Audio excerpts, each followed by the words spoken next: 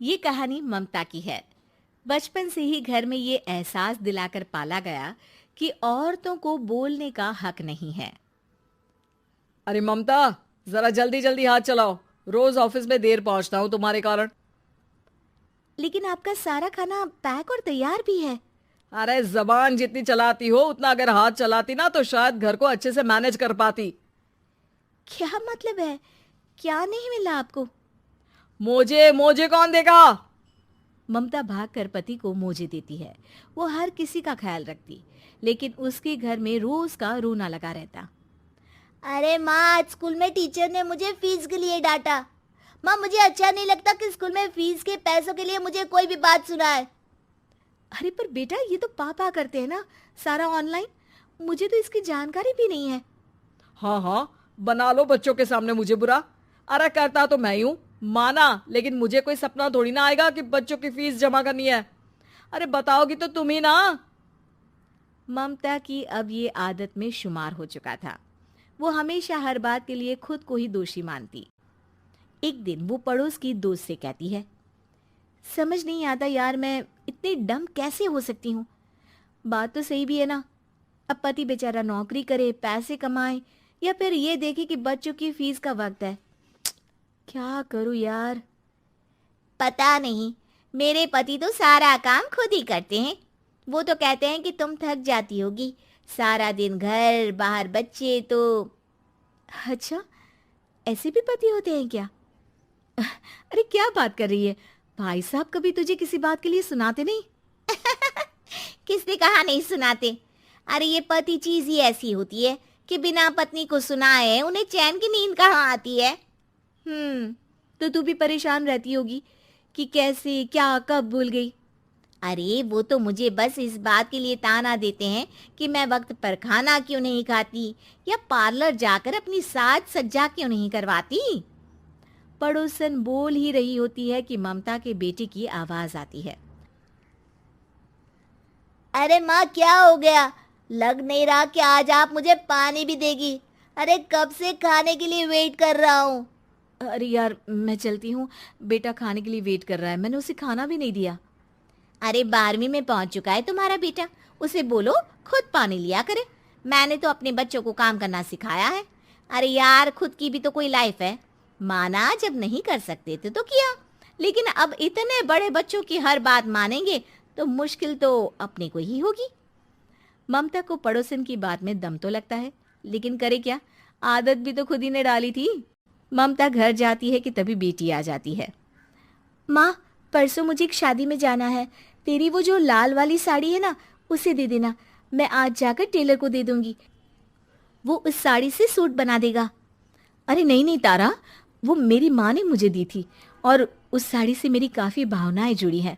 तुमको ना मैं दूसरी साड़ी दे दूंगी। ओके, कोई बात नहीं, लेकिन आज दे ही देना पक्का।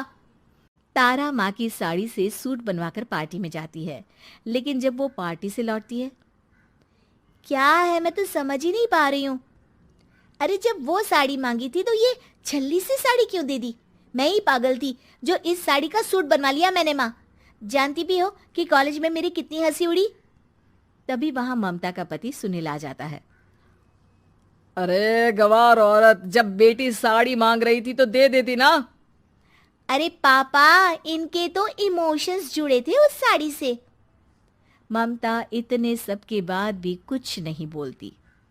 मेरी बेटी की बेइज्जती हो गई, मैं बिल्कुल बर्दाश्त नहीं कर सकता ये। मैं नहीं चाहता कि मेरी बेटी से कोई भी ज्यादा सुंदर लगे पूरे कॉलेज में। जी, वो पढ़ने में तारा बिल्कुल अच्छी नहीं है, उसकी पढ़ाई पर आप ध्यान दीजिए ना। अच्छा, अब तुम मुझे बताओगी कि मुझे किस पर ध्यान देना और किस पर नहीं। रमेश जैसा ही ये वाक्य पूरा करता है, ममता की बेटी और पति उस पर जोर जोर से हंसते हैं। अरे ठीक है ना, पता ही नहीं चला कि कैसे वक्त इतना बीत गया। अरे कैसे पता चलेगा माँ, हम लोगों के पीछे जो तू बैताल की तरह चिपकी रहती थी, तुझे कैसे वक्त का पता चलता। ममता को पहले सास ससुर, फिर पति और बच्चों की तरफ से इस तरीके की बातें सुनकर उसका मन बहुत दुखी रहता था। एक दिन, सुनो ना, बहुत दिनों से कमर के नीचे बहुत दर्द रहता है। कल मैंने देखा तो एक फोड़ा था। अरे ममता, एक बार अपने पति से बात करो, वो तुम्हारा फोड़ा डॉक्टर को दिखा देंगे। अरे नहीं नहीं, वो तो गुस्सा हो जाएंगे। अरे क्यों गुस्सा हो जाएंगे? तुमको दर्द है? हाँ, लेकिन वो यही बोलेंगे कि ऑफिस जाऊं या फिर तुम्हें लेकर डॉक्टर के पास। तो बेटे से ही बात कर ले। अरे वो तो मैं कर लूं, लेकिन फोड़ा है ऐसी जगह कि उसे बताते मुझे शर्म आएगी। लेकिन कुछ ना कुछ तो करना जरूरी है ना। ऐसे कब तक फोड़े के दर्द से तड़पती रहेगी? अब तो सोच रही हूँ कि इनसे बात कर ही लूं, वरना दर्द के मारे कहीं मर ना जाऊं। लेकिन शाम को, ममता, क्या किया तुमने आज? खाने के डिब्बे में कैसा खाना दिया था? दाल खराब हो गई थी। कब की थी? दाल तो मैंने सुबह ही बनाई थी, खराब कैसे हो गई? अच्छा सुनिए ना, मुझे कहना है कि अरे गरम दाल बंद करोगी तो ऐसा ही होगा ना। बेइज्जती हो गई सबके सामने मेरी। ऑफिस वालों ने ऐसा मजाक उड़ाया कि क्या बोलूं। कल से ठीक से खाना देना है तो देना, वरना खाना देना बंद कर देना। बाहर खा लूंगा मैं। ममता, जो पति से अपनी परेशानी बताने वाली थी, वो अब ये सोचने लगती है कि कल से पति को खाने में क्या दे। अगले दिन ममता थकी थकी सी हालत में, आप लोगों के लिए नाश्ता बना दिया है, खाना बनाने की हिम्मत नहीं है आज तो। रात भर सोकर थक गई है ना, इसीलिए तो खाना नहीं बना सकती।